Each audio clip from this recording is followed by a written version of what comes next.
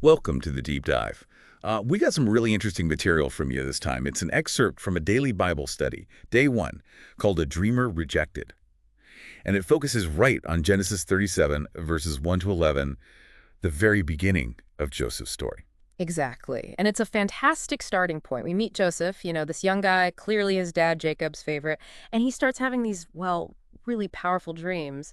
So our mission here in this deep dive is to dig into what this text is offering us, not just as like ancient history, All right. but as something that might resonate today. If you've ever had a big dream or faced pushback or just wondered if there's some bigger picture unfolding in your own life. Yeah, absolutely. And you see it right away, Joseph, the favored son. Yeah. That favoritism immediately sparks conflict, doesn't it, with his brothers? And then, boom, these major dreams. It sets things up powerfully. It really does. And, it makes you think, maybe you felt that, had a dream, something really personal that felt significant, and then people just didn't get it. Maybe they disapproved or even rejected it outright.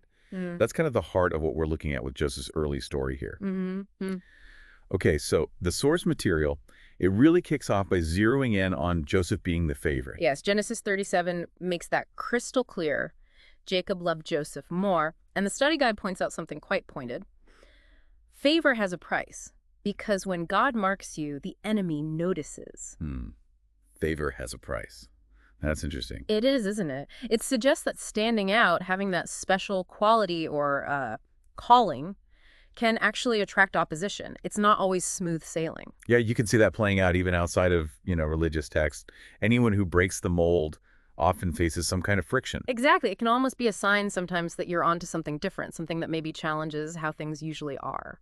And the source definitely doesn't shy away from how Joseph's brothers felt.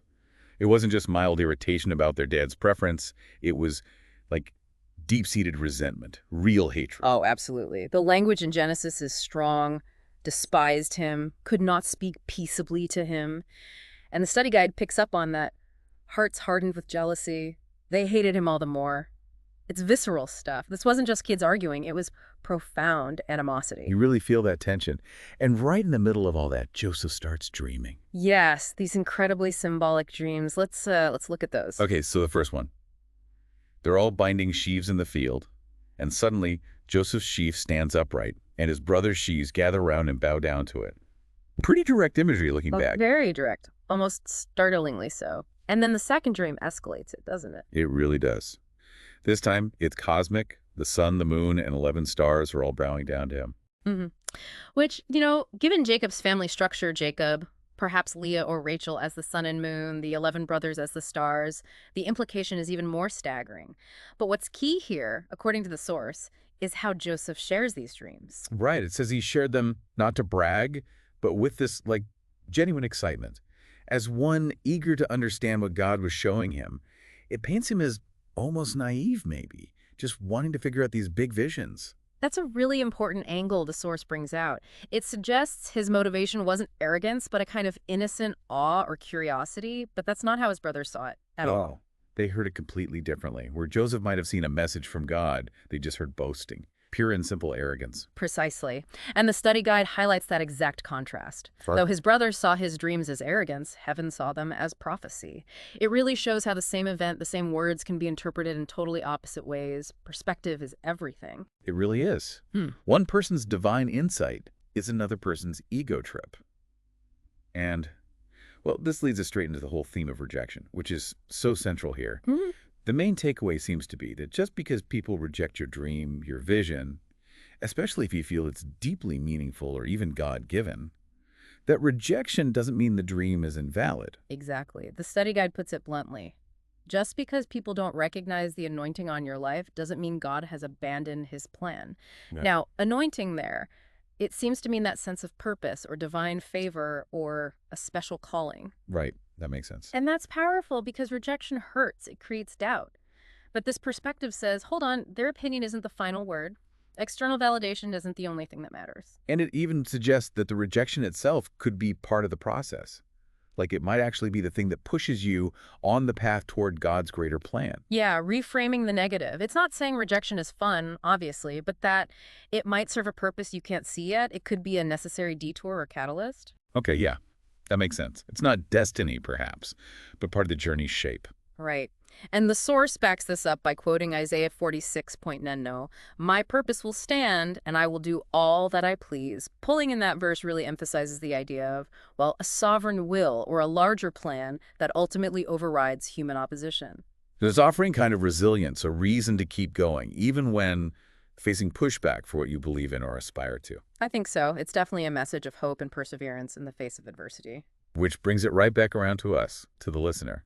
The study guide asks some pretty direct questions, doesn't it? Are you holding back your God-given dreams because of fear? Have you allowed rejection to silence your vision? Yeah, those hit home. It's an invitation for some real self-reflection. How much do we let fear of what others will think, fear of failure, fear of repeating past hurts, how much do we let that stop us? Have we let someone else's dismissal quiet that inner voice, that thing we feel called to do or be? It's easy to do. Rejection stings. But the core message here, drawing from Joseph's story, is don't let it be the end of the story. Yeah. That initial negative reaction, it doesn't have the final say. The encouragement is basically, if you truly believe in your dream's significance, don't let other people's rejection snuff it out. Absolutely.